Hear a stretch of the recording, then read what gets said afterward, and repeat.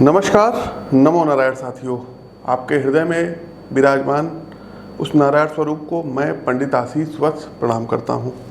साथियों, आप लोगों की ही डिमांड पे, क्योंकि जो भी वीडियो अभी हमने इधर 2 दिन में पब्लिश की है उस पर बहुत अच्छे आप लोगों के कमेंट्स आए, व्यू आए और काफ़ी कुछ आपके सुझावों पर काम किया गया।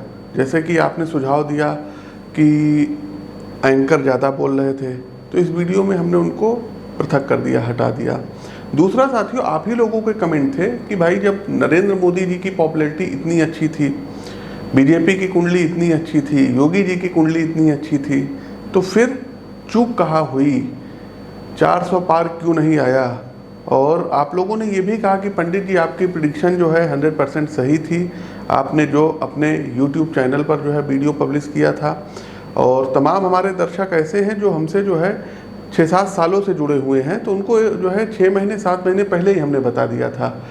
ट्विटर पर आप लोग जा करके देखिएगा @PT आशीष वत्स, वहाँ जैसे आप जाएंगे तो हमने अपनी उस भविष्यवाणी को पिन कर रखा है। तो वहाँ जा करके देखिएगा 6 मई के वीडियो में 6 मई के पोस्ट में मैंने वहाँ पर स्पष्ट रूप से कहा था कि बीजेपी प्लस एनडीए। तमाम लोग कहते हैं पंडित जी अब आप वीडियो बना रहे हैं। अरे भाई, अब क्यों बना रहे हैं? आप हमारे चैनल पर नए हैं, आप पहले जाइए और उस वीडियो को देखिए, उस पोस्ट को देखिए, फेसबुक पे देखिए। एक एक सीट हर एक स्टेट की लगभग, चाहे वो झारखंड हो, यूपी हो, मध्य प्रदेश हो, छत्तीसगढ़ हो, उत्तराखंड हो, गुजरात हो, कोशिश किए हैं कि हर एक जगहों का हमने मतलब विस्तार से लिखा है। तो वहाँ पर आप लोग जाके देखिए। आज दर्शकों बात करेंगे कि बीजेपी 400 क्यों नहीं पा पाई, इसके पीछे ज्योतिषीय कारण क्या है, एस्ट्रोलॉजिकल रीज़न क्या है, और क्या भविष्य में बीजेपी का क्या होगा। इनके गठबंधन के, एनडीए गठबंधन के साथी हैं, क्या ये बीजेपी का पूरा साथ देंगे, क्या ये सरकार 5 वर्ष तक चलेगी। तो इन सभी विषयों पर हम प्रकाश डालेंगे। देखिए साथियों, सबसे पहले नरेंद्र मोदी जी की कुंडली भी हमने आप लोगों के समक्ष रखी थी और बताया था। आज हम बात करते हैं नरेंद्र मोदी की कुंडली के साथ साथ, नरेंद्र मोदी जी के हॉरोस्कोप के साथ साथ बीजेपी के हॉरोस्कोप की, कि बीजेपी का हॉरोस्कोप क्या कहता है और किन किन चीज़ों ने बीजेपी को क्षति पहुंचाया है, नुकसान पहुंचाया है, कहा ये 400 पार नहीं हो पाए हैं। तो साथियों देखिए, सबसे पहले बीजेपी पार्टी की कुंडली के लिए बीजेपी पार्टी के स्थापना का हम दिन देख लेते हैं। तो 6 अप्रैल 1980 को बीजेपी पार्टी की स्थापना हुई थी 11:45 पर नई दिल्ली में। तो इस हिसाब से जब हम पत्रिका बनाएंगे तो मिथुन लग्न और वृश्चिक राशि आएगी। बेसिकली द्विस्वभाव लग्न है और जलीय राशि है। और नक्षत्र देखेंगे तो उस समय चंद्रमा ज्येष्ठा नक्षत्र में संचरण कर रहे थे, गोचर कर रहे थे। अब ज्येष्ठा गंडमूल नक्षत्र होता है। साथ ही साथ दर्शकों, चंद्रमा केमद्रुम दोष से पीड़ित हैं। केमद्रुम दोष क्या होता है? तो जब चंद्रमा के आगे और पीछे कोई ग्रह नहीं होता है तो उसको हम लोग बोलते हैं कि केमद्रुम दोष बन रहा है। इसके अलावा यदि आप साथियों देखेंगे तो इनकी कुंडली में कल हमने वीडियो में बताया था कि जो 11th हाउस होता है ये विशेष फुलफिल का होता है। जी हाँ, आपकी इच्छा पूर्ति होगी कि नहीं होगी। और 10वां भाव जो होता है ये पॉलिटिक्स का होता है, राजनीति का होता है। तो साथियों, जो भी इनकी विशेष थी कि 400 पार। अब आप एक एक चीज गौर करिएगा, एक एक शब्द गौर करिएगा। तो 400 पार का जो इन्होंने नारा दिया था वो पूरा इस कारण से नहीं हुआ क्योंकि गोचर काल में जो मंगल हैं ये तब मेष राशि में नहीं चल रहे थे। मंगल राहु अंगारक दोष इनके 10वें भाव में बना था। राहु और मंगल की युति, नोट करिएगा, ये चीज़ समझिएगा, क्योंकि ज्योतिष के जो सूत्र होते हैं ना, इसको 100 तरीके से प्रूफ किए जाते हैं और 100 तरीके से ही इसको अनप्रूफ किए जाते हैं। क्या चीज़ सटीक बैठेगी, किस ज्योतिषी का क्या परसेप्शन है, क्या वो पॉइंट ऑफ व्यू पकड़ ले रहा है, नहीं पकड़ रहा है, मेन टैलेंट इस चीज़ पर छुपा होता है। तो 10वें भाव में मंगल राहु की अंगारक दोष की युति इनके कर्म भाव में बनी हुई थी। अच्छा, राहु क्या है? राहु होता है भ्रम का कारक ग्रह। अब आप 2-3 चीज़ों पर गौर करिएगा। पूरे बीजेपी में आज तक किसी ने नहीं कहा था कि हमको अब आरएसएस और संघ की ज़रूरत नहीं है। वो अटल जी के समय की थी। अब सोचिए इतना बड़ा ये बयान देना, बीजेपी के राष्ट्रीय अध्यक्ष जी ने बयान दे दिया था, तो ये उनके मुंह से बयान नहीं था, ये मति भ्रम हो गया था। दशम भाव में मंगल राहु था, राहु ने दिमाग फेर दिया, मति भ्रम कर दिया, क्योंकि पार्टी अध्यक्ष हैं तो पार्टी की कुंडली भी उनके ऊपर लागू होगी, उनकी पर्सनल कुंडली भी उनके ऊपर लागू होगी। और कहीं ना कहीं नड्डा जी की कुंडली में भी देखिएगा कि अंतर प्रत्यंतर या सूक्ष्म दशा में राहु जरूर रहा होगा। तो पहला तो एक रीजन ये है कि राहु ने इन लोगों का मति भ्रम कर दिया कि अब आरएसएस की जरूरत नहीं है। अच्छा, दूसरा ये देखिए केमद्रुम दोष वो होता है जब चंद्रमा के आगे पीछे कोई ग्रह ना हो, और यहाँ पर वृश्चिक राशि में जो चंद्रमा होते हैं ना, ये नीच के होते हैं, चंद्रमा की नीचस्थ राशि होती है। हालांकि मंगल की चौथी दृष्टि नीच भंग कर रही है, लेकिन लग्न कुंडली में मंगल राहु के प्रभाव में है। दूसरा बड़ा बयान क्या था? अयोध्या के जो निवर्तमान सांसद थे लल्लू सिंह जी, उन्होंने क्या कर दिया, वहां भी मंगल राहु के साथ बैठा हुआ और शनि के साथ बैठा हुआ है।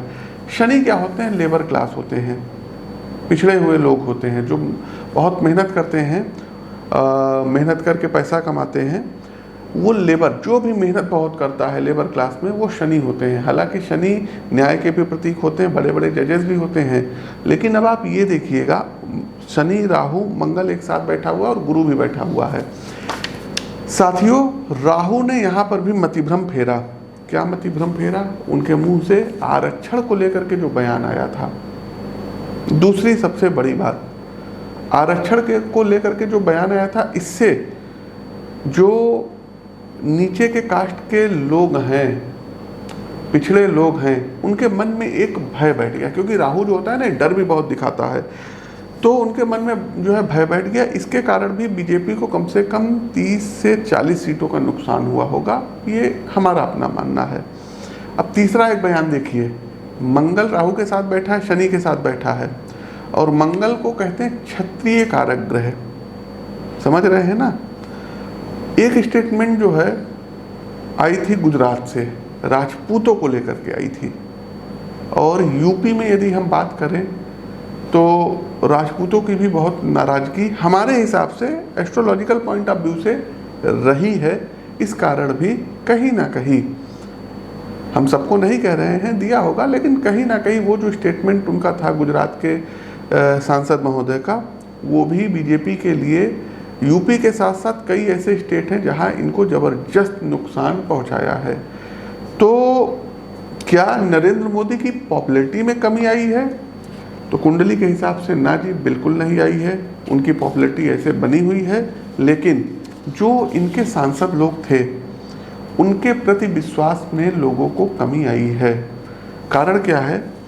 मोदी जी का जो चौथा भाव होता है, ये जनता में पॉपुलैरिटी का भाव होता है, जनता के बीच में जा करके चुनाव लड़ने का भाव होता है। और जनता के भाव के स्वामी शनि गोचर काल में अपनी मूल त्रिकोण राशि में गोचर कर रहे हैं, उनकी पॉपुलैरिटी में कोई कमी नहीं आई है। तो भाई, मोदी जी के नाम पे आप एक बार सांसद बन जाओगे, 2 बार बन जाओगे, 3 बार बन जाओगे, विधायक बन जाओगे, लेकिन आप जब पब्लिक में ही नहीं जाओगे तो इसमें मोदी जी क्या करें? उनकी तो कुंडली चकाचक है, अच्छी है, वो तो प्रधानमंत्री बनने जा रहे हैं।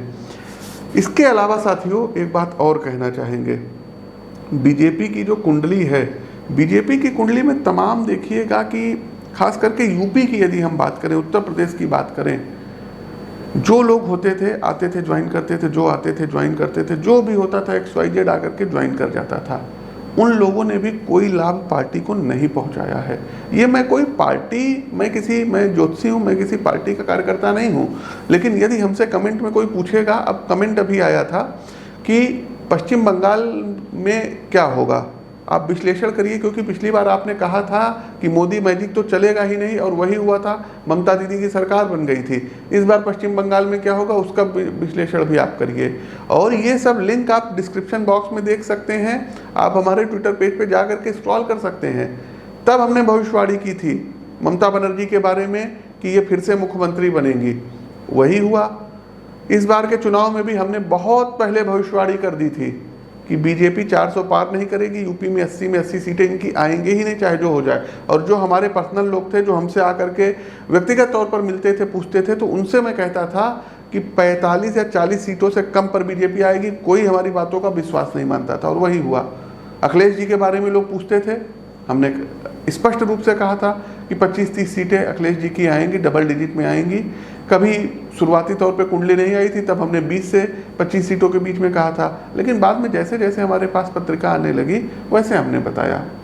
तो ये ज्योतिष होता है। एक बात और बता दें साथियों कि कभी कभी कुछ चीज़ें आप YouTube पर आकर के नहीं बोल सकते हैं, फ्रैंक बताता हूँ, आप नहीं बोल सकते हैं। तो उसके लिए है क्या, हमने व्हाट्सएप का चैनल बनाया हुआ है, लिंक डिस्क्रिप्शन बॉक्स में कमेंट में भी है। उस व्हाट्सएप चैनल पर आप जाकर के जुड़ सकते हैं और वहाँ पर आप डेली के डेली रेमेडीज, उपाय, टिप्स पा सकते हैं। साथ ही साथ ज्योतिष संबंधी पुस्तक और लेख वहाँ पर आप प्राप्त कर सकते हैं और कुछ नया अगर होता है तो वहाँ पर हम पब्लिश करते हैं। आगे बढ़ते हैं साथियों और अभी देखते हैं कि बीजेपी की कुंडली अब क्या कहती है। तो क्या बीजेपी और मतलब बीजेपी प्लस एनडीए अर्थात इनके जो घटक दल हैं वो क्या बीजेपी का पूरा साथ देंगे? क्या नरेंद्र मोदी जी इन लोगों को साथ लेकर के चल पाएंगे? तो देखिए, मोदी जी की कुंडली के हिसाब से मोदी जी बहुत बोल्ड डिसीजन अप लेंगे, चाहे वो यूसीसी को लेकर के हो, जनसंख्या नियंत्रण को लेकर के हो, या डिफेंस सेक्टर को लेकर के हो और रेल सेक्टर को लेकर के हो। इसके अलावा जो है अंतरिक्ष से संबंधित इसमें भी बड़े डिसीजंस देखने को मिलेंगे। सोलर चीज़ों पर बहुत अच्छा काम करेंगे, इलेक्ट्रिसिटी पे बहुत अच्छा काम करेंगे। और जब तक मतलब एक चीज़ और हम मोदी जी की कुंडली में बता दें कि अभी इनका मंगल में राहु चल रहा है। ये जैसे ही मंगल में जो है राहु की अंतरदशा जो है ख़त्म होगी और मंगल में गुरु आएगा, तैसे देखिएगा कि बहुत अच्छे अच्छे डिसीजन लेंगे और ख़ास करके जुलाई 25 के बाद ये कुछ बहुत बड़ी घोषणा वगैरह कर सकते हैं। इसके साथ साथियों एक चीज़ और बताना चाहेंगे कि सोलर के जो है सेक्टर में नरेंद्र मोदी जी बहुत बड़ा कोई डिसीजन लेंगे और माइनिंग के सेक्टर में लेंगे।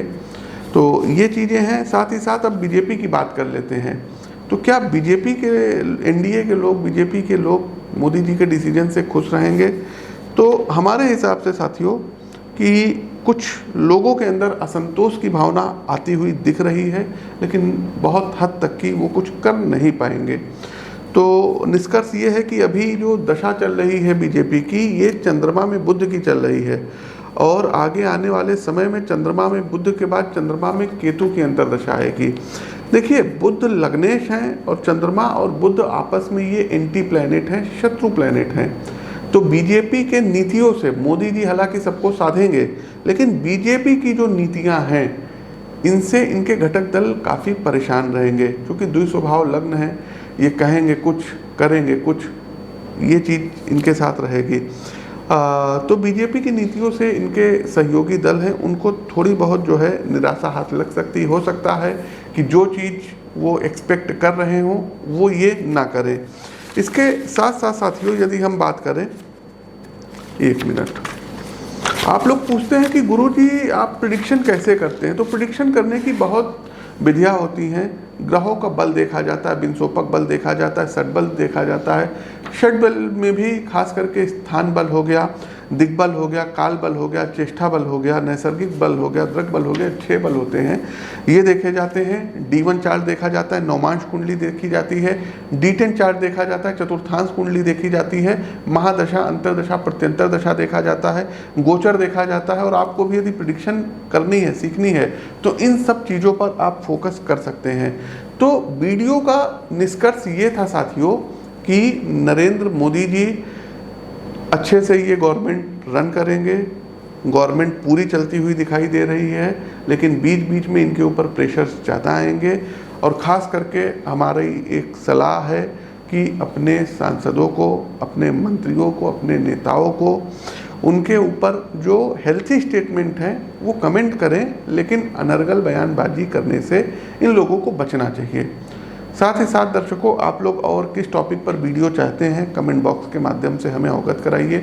आप हमसे लखनऊ में व्यक्तिगत तौर पर आकर के मिल सकते हैं। प्रत्येक माह दिल्ली आना होता है, वहाँ पर भी आप हमसे मिल सकते हैं। बड़ी हम यही करना चाहेंगे कि बीजेपी को अग्रिम जीत की बधाई, चूँकि जोशी हैं तो जोशी होने के नाते उनको अग्रिम जीत की बधाई देंगे। नरेंद्र मोदी जी को जो है तीसरी बार बनने जा रहे हैं पद पर सुशोभित होने की हम उनको जो है बधाई देते हैं। यहाँ प्रबल संघर्ष दिख रहा है, जहाँ विपक्ष का मनोबल बड़ा ऊंचा दिख रहा है और जहाँ पर थोड़ी सी चूक जो है वो रिजल्ट्स चौंकाने वाले दे सकती है।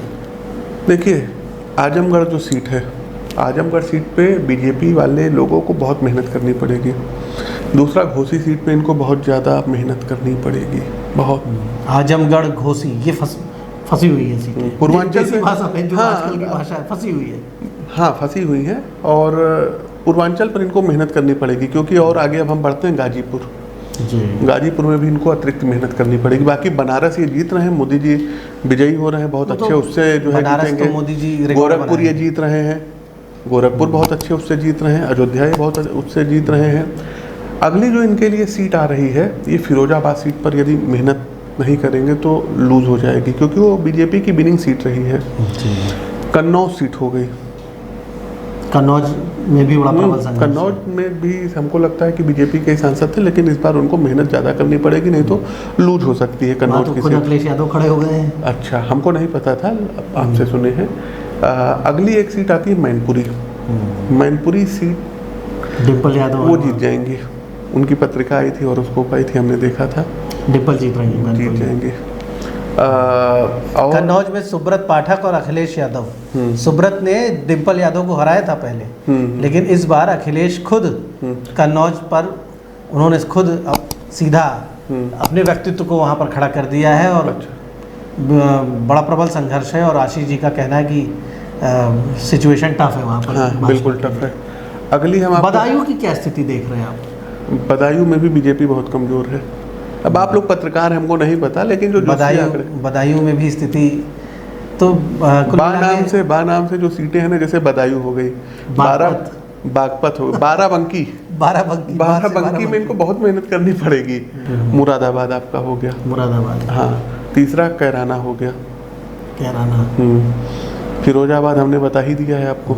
जौनपुर के बारे में भी कुछ चर्चा आप कर रहे थे थोड़ी देर पहले। जौनपुर का यदि हम बताएं तो जौनपुर में भी इनका मामला फंसा हुआ है। अब सारी सीटों का अभी मत लीजिए। साथियों, अपनी वाणी को विराम देते हुए ज्योतिष के इस मंच से मैं पंडित आशीष वत्स लखनऊ से आप सभी साथियों से विदा लेता हूँ। नमस्कार, राम राम।